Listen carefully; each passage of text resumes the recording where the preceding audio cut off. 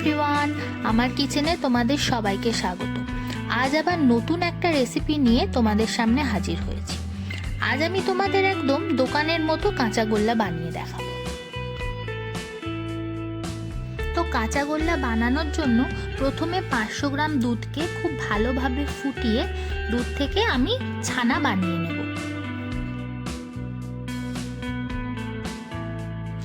এবার ছানাটা একটু ঠান্ডা হয়ে আসলে ছানাটাকে 5 থেকে 6 মিনিট ধরে খুব ভালোভাবে চটকে চটকে মেখে নিতে হবে।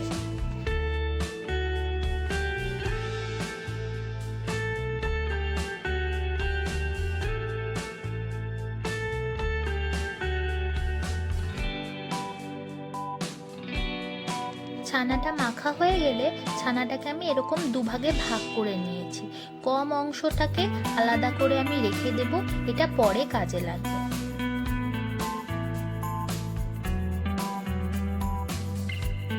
অন্যদিকে আমি 1 কাপ জল গরম করতে বসিয়ে দিয়েছিলাম। জলটা একটু গরম হয়ে আসলে এতে আমি 4 চামচ গুঁড়ো দুধ দিয়ে দেব। গুঁড়ো দুধ দেওয়ার পর খুব ভালোভাবে দুধটাকে মিশিয়ে নিতে হবে, যাতে কোনো রকম দুধের ঢেলা পেকে না থাকে।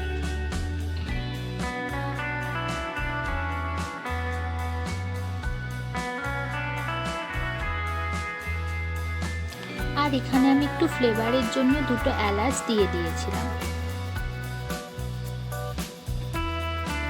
দুধটা খুব ভালোভাবে ফুটে আসলে এখানে এখন পরিমাণ অনুযায়ী চিনি দিয়ে দিতে হবে। যে যতটা মিষ্টি পছন্দ করো সেই অনুযায়ী চিনি দিতে পারো।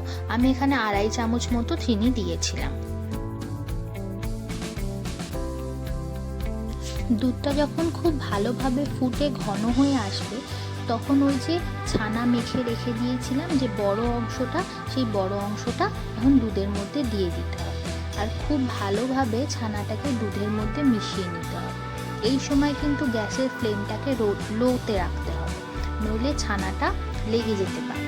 তো এইভাবে আস্তে আস্তে অনেকক্ষণ ধরে নাড়িয়ে চাড়িয়ে ভালোভাবে ছানাটাকে শুকনো শুকনো করে নিতে হবে, যতক্ষণ না ছানার মধ্যে থাকা দুধটা পুরো শুকিয়ে আসে আর ছানাটা ঠিক এরকমই শুকনো শুকনো হয়ে আসে। এইটা করতে প্রায় 20 থেকে 25 মিনিট অবধি সময় লাগবে।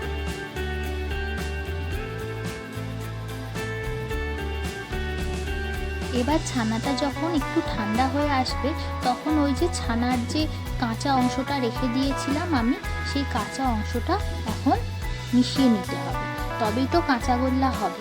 তো যাই হোক, তারপর এর মধ্যে একটু ঘি দিয়েছিলাম আমি 2 চামচ, দিয়ে আরও একবার ভালো করে মিশিয়ে নিয়েছিলাম। দিয়ে এরপর এরমভাবে গোল গোল গোল গোল করে পাকিয়ে নিলেই তৈরি হয়ে যাবে কাঁচাগোল্লা।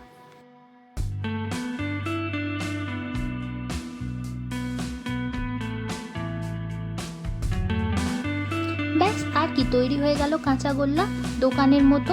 এবার তোমরাও বাড়িতে সবাই ট্রাই করো আর আমাকে অবশ্যই জানিও তোমাদের এই কাঁচাগোল্লা রেসিপিটা কেমন লাগলো।